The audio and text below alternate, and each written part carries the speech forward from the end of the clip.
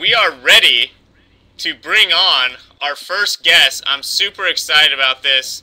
I got to meet her at Blogs with Balls over the weekend, and I cornered her and made her come on the show. You know her from all over the internet, on ESPN and on TV. It's Jemele Hill. How you doing? I'm good. How are you? Great, and it worked, and we didn't even have to test, and this looks great. So, Yeah. Excellent. Thanks for coming on. Well, thank you. I appreciate you guys having me on. This is my first one. You're breaking in a virgin here. Well, great. Well put. That brings me to an interesting subtopic I want to get to right away, which is you were just at ESPN, like an ESPNW conference or meetup, or what exactly were you doing? No, actually, I wasn't. I didn't make the cool You people's skipped list. it. You said you were going to go, and you skipped it. Okay. No, I never was invited. You weren't invited? Oh, okay. Well, never mind then. I wasn't invited. Well, if you were on, let's say you were there, hypothetically. Good research, Beckley. Hypothetically, something we talked about in person was like the role of feminism and the politics of feminism in sports like the WNBA and outlet like ESPNW that are kind of for women, by women, but the overarching organization is male dominated. And is that, like, what's the dynamic there? Is it weird for you when you write a piece on ESPNW? Are you thinking to yourself, why can't I just write this on ESPN? No, it's not weird for me, but I think clearly that there's anybody who writes for ESPNW can very easily write for ESPN.com. They're not separate. It's not like we're ghettoizing and saying, oh, these women are only capable of writing for this particular, for that particular niche. I think what ESPNW tries to do is it tries to tap into the fact that there is a growing number of female sports fans. As we discussed at Blogs with Balls, 40% of NFL fans are women now.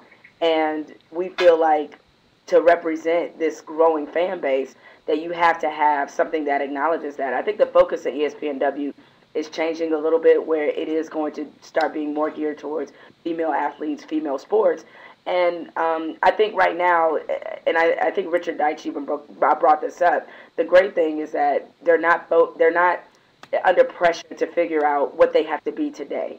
They can kind of evolve into that role, and that way, because it's the internet and it's online, obviously money is being spent, but it's not nearly like what SI tried to do when they did SI for women. So, and I think they're doing the smart thing. They're having summits. They're talking to other female athletes. They're talking to other people in the industry to figure out what works and what doesn't. So right now, I think it's kind of in that evolutionary phase.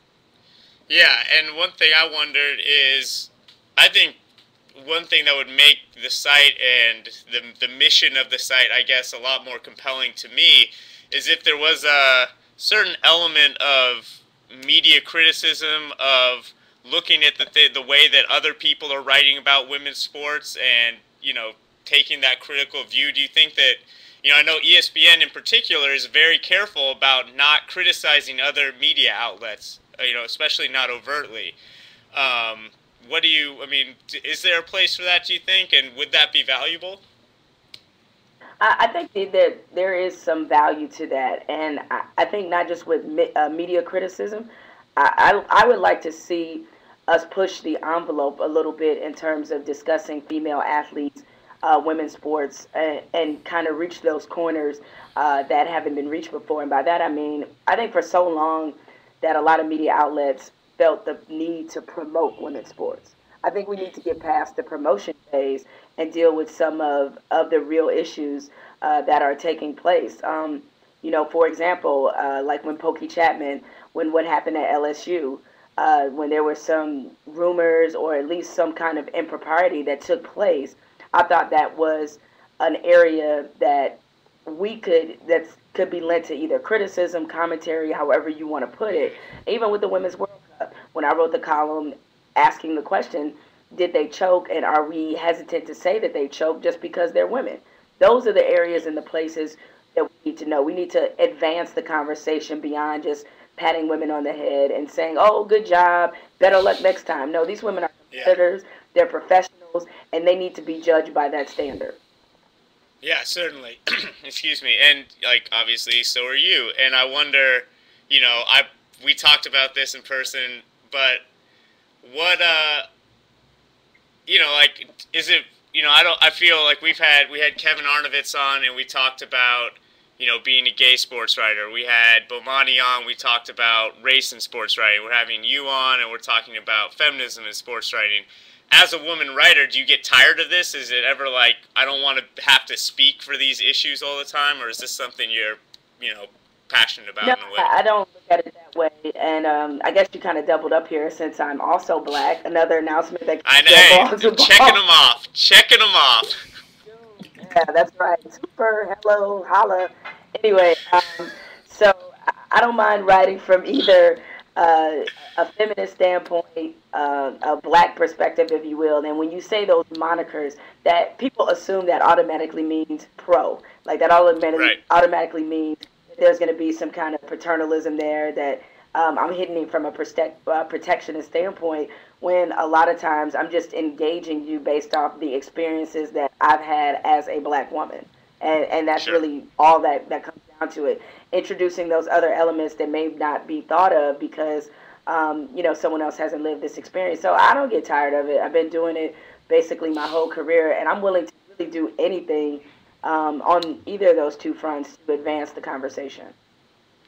Yeah, is there a relationship to you between, I mean, like, what's the, I don't know, I saw today on True Hoop, Henry just posted this great video of, shoot, I can't remember her first, is that Caddy Pondexter? Just, like, breaking down Stephen,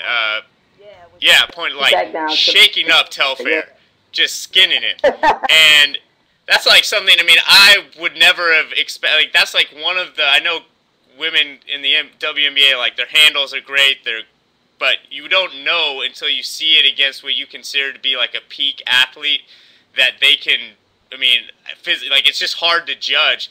Do you think that women playing against men is a sideshow, or is there, like, an actual, you know, merit to that in like, gaining legitimacy?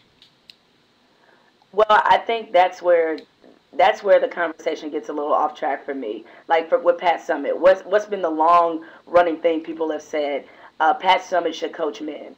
And or could coach men. Like, that's how that's how you know she's good, because she could coach men, right? Exactly. And while I do understand that in a way it's kind of a compliment, people don't understand it's a backwards compliment, because you're basically saying the only way that we will believe you're legitimate is if you coach male players. And it's the same thing with female basketball players.